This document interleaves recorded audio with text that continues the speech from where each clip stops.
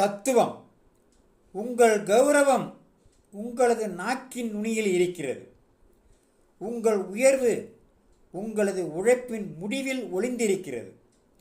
உங்கள் செல்வம் உங்களது சேமிப்பின் முடிவில் காத்திருக்கிறது. வாழ்வறிந்து செலவு செய்தால் வாழ்க்கை மலரும்.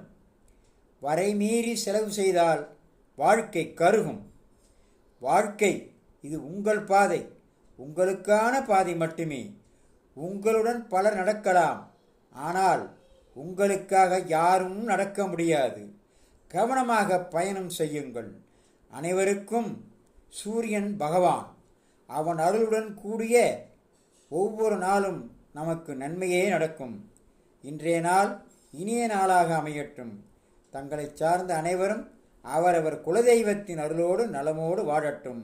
இதையெல்லாம் லைக் செய்யுங்கள். மீண்டும்